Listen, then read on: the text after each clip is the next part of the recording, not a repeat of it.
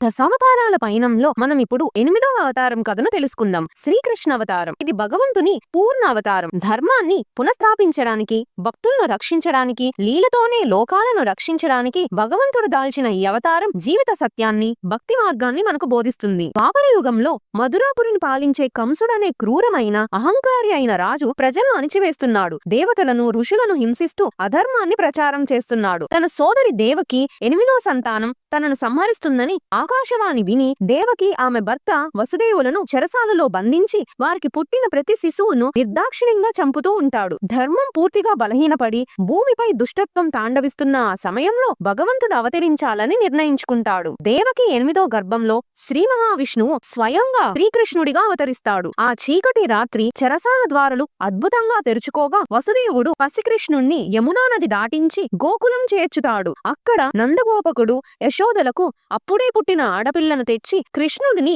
వారికి అప్పగిస్తాడు. గోకులంలో శ్రీకృష్ణుడు తన బాల్యాన్ని నంద యశోదల ఆప్యాయతలతో గోపారుల మధ్య లీలా విశేషాలతో గడుపుతాడు. చిన్ననాటి నుంచే శ్రీకృష్ణుడు అనేక అద్భుతాలు, లీలలు ప్రదర్శిస్తాడు. పూతన, శకటాసురుడు, తృణావర్తుడు, బకాసురుడు, అగాసురుడు, కాళీయనాగు వంటి అనేక భయంకరమైన రాక్షసులను సంహరించి గోకుల ప్రజలను, గోవులను కాపాడతాడు. గోవర్ధనగిరిని ఎత్తి ఇంద్రుడి అహంకారాన్ని అణిచివేసి ప్రజలను వర్షాల నుండి రక్షిస్తాడు. బాలకృష్ణుడు వెన్నె దొంగలిస్తూ గోపికలను ఆట పట్టిస్తూ తన లీలా మాధుర్యంతో అందరినీ ఆకర్షిస్తాడు. యుక్త వయసుకు రాగానే కృష్ణుడు మధుర తిరిగి వెళ్లి కంసుణ్ణి సంహరించి ప్రజలకు విముక్తిని ప్రసాదిస్తాడు. ఆ తరువాత ద్వారకను నిర్మించి యాదవులకు నాయకుడిగా ఉంటాడు. రుక్మిణి, సత్యభామ వంటి అష్టభార్యలతో వివాహం చేసుకుంటాడు. శ్రీకృష్ణుడు కేవలం రాక్షస సంహారానికే పరిమితం కాలేదు. మహాభారత యుద్ధంలో ధర్మాన్ని నిలబెట్టడానికి పాండవులకు సారథిగా, మార్గదర్శిగా నిలుస్తాడు. యుద్ధభూమిలో అర్జునుడికి జీవిత సత్యాన్ని, కర్మయోగాన్ని,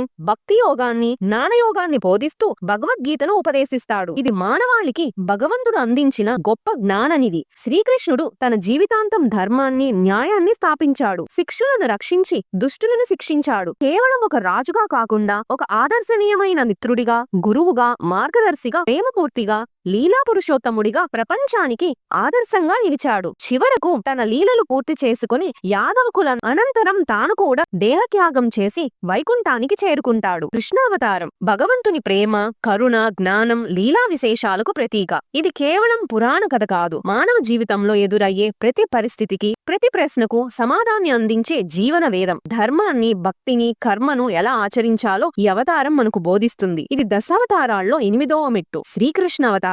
ఇంకా అద్భుతమైన దేవకథల కోసం ఈ వీడియో నచ్చితే లైక్ చేయండి, షేర్ చేయండి, మా ఛానల్ కు సబ్స్క్రైబ్ అవ్వండి. తరువాతి ఎపిసోడ్ లో బుద్ధవతారంతో మళ్ళీ కలుద్దాం.